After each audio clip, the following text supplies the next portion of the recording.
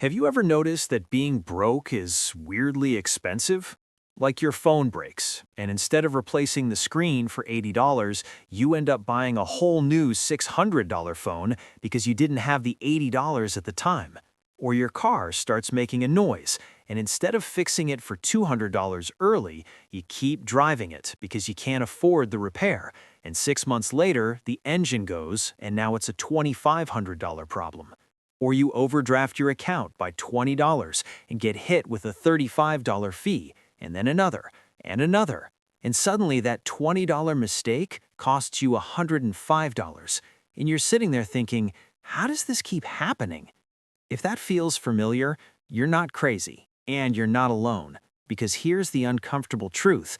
For millions of people, being broke doesn't just mean having less money, it means paying more for everything.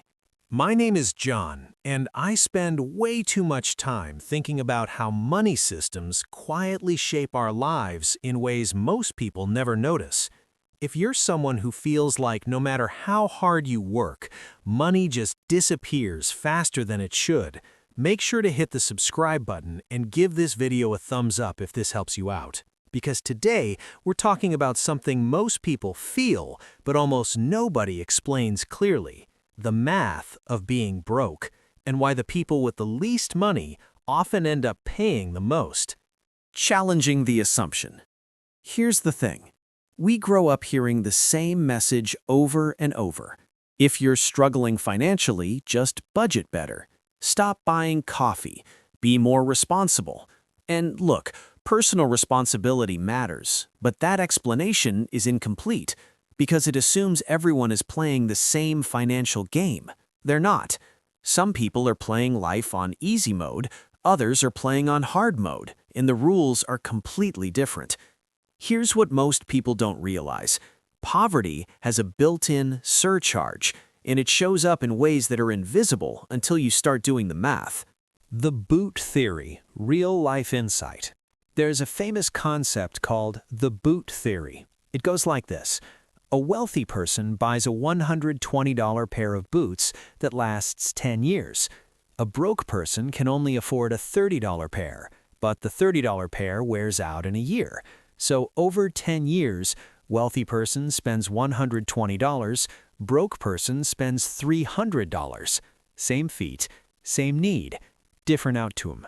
That's not about intelligence, that's not about discipline, that's about access. And it happens everywhere. The car example. Real dollar math. Let's talk about cars, because this one hits hard. If you have savings, here's what happens. Your brakes start squeaking. You go to a mechanic. They fix it early for $250. Problem solved. But if you don't have savings, you wait. You keep driving. You turn the music up so you don't hear the sound. And eventually, the brake pads wear down. The rotors get damaged. Now the repair isn't $250, it's $900. And if you wait longer, you risk an accident, which could cost thousands. So the person who had $250 spent $250. The person who didn't ended up spending $900. That's over 3x more. This is where it gets really interesting. Because this isn't rare, this is normal. The credit trap. Let's talk about interest, because this is one of the biggest multipliers. If you have money, you buy things up front. If you don't, you use credit. Now imagine two people buying the same $1,000 couch. Person A pays cash. Total cost, $1,000. Person B puts it on a credit card at 24% interest and makes minimum payments. Over time, that couch might cost $1,400, $1,600, sometimes even $2,000.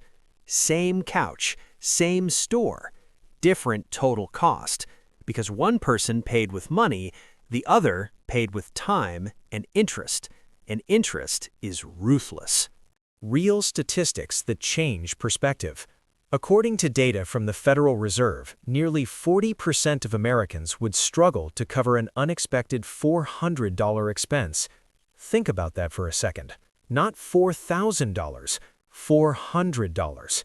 And when you can't cover $400, you start using short-term solutions, payday loans, credit cards, late payments, overdrafts, and these solutions come with fees, lots of fees. A payday loan, for example, can carry annual percentage rates equivalent to 300% to 400%, which means borrowing $300 could cost you $390 or more to pay back. That's not a safety net. That's a trap. Overdraft math. Let's walk through something simple. You swipe your debit card for $5. You don't realize your balance was low. Boom, $35 overdraft fee. That $5 purchase just cost you $40. That's an 800% markup. Now imagine that happening 3 times in a week. You just paid $105 in fees, not for something big, for being short. This is what people mean when they say it's expensive to be broke.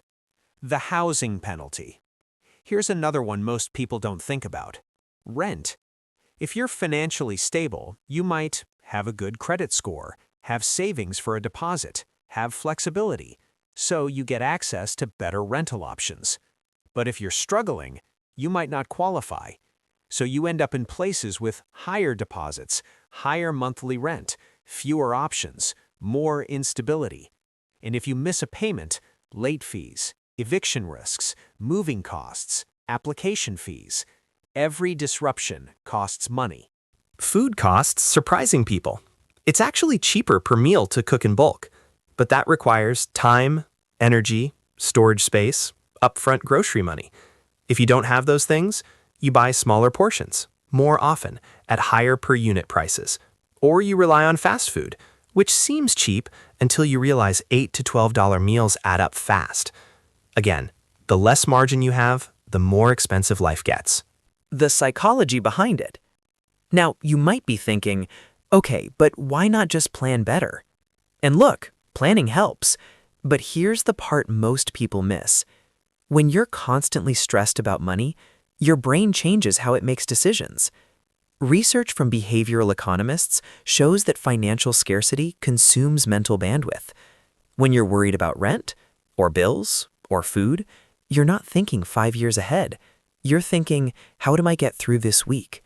That leads to short-term decisions, which lead to long-term costs, and it becomes a cycle. The time tax. Here's something nobody talks about enough. Being broke costs time. Taking multiple buses instead of owning a car, working extra shifts to cover fees, calling customer service to fix billing errors, searching for deals constantly. Time is money. And when you lose time, you lose opportunities to learn, to grow, to earn more. Here's what most people don't realize. The biggest advantage wealthy people have isn't income, it's margin. Margin lets you fix problems early, avoid interest, avoid fees, wait for better deals, buy quality once instead of cheap repeatedly. Margin turns life from reactive to proactive. Addressing the objection. Now, you might be thinking, so are you saying poor people can't get ahead? No, that's not what I'm saying. People move up all the time. But we have to acknowledge something honestly. The starting line matters, and the system charges penalties for being at the bottom. Understanding that isn't defeatist, it's strategic. Because once you see the math, you can start breaking the cycle. Actionable steps, immediate changes. So what can you actually do? Let's make this practical. Step 1, build a micro-emergency fund. Not $10,000. Start with $300, then $500, then $1,000. This single buffer prevents overdraft fees, credit card interest, emergency borrowing. It's not glamorous. Step 2, fix small problems early. That weird noise in your car? Check it. That bill you're avoiding? Call. That subscription you forgot? Cancel. Small fixes prevent big bills. Step 3, avoid high-interest traps. If possible, avoid payday loans. Avoid carrying credit card balances. Even small balances can snowball fast. Interest is silent until it isn't. Step 4, buy durability when you can. This is the boot theory again. If you can save a little longer for something that lasts longer, you save money over time. Not always, but often. The deeper insight. This is where it gets really interesting. Because the goal isn't just to make more money, it's to reduce how much extra you pay. Every avoided fee, every avoided interest payment, every early repair is like getting a raise, a hidden raise. Story to tie it together. I once knew someone who kept getting hit with overdraft fees. Not because they were reckless, because their paycheck timing didn't match their bills. So every month, $35, $35, $35. We sat down and adjusted just one bill date. That was it. They stopped paying $100 a month in fees. That's $1,200 a year for doing nothing but changing timing. That's the math of being broke, and the math of escaping it. Look, if you're in a tight financial spot right now, I want you to hear this clearly. You're not bad with money. You're not lazy. You're not doomed. You're just operating in a system where mistakes cost more. But the moment you start building even a little margin, things change. Stress goes down, options go up, and life gets cheaper. Not overnight, but steadily. If this video made you see money differently, hit the like button, because more people need to understand this. Comment below, what's one being broke is expensive moment you've experienced? And if you want to learn how money really works, the math, the psychology, the strategy, make sure you subscribe. Because once you understand the rules, you can finally start winning the game. I'll see you in the next one.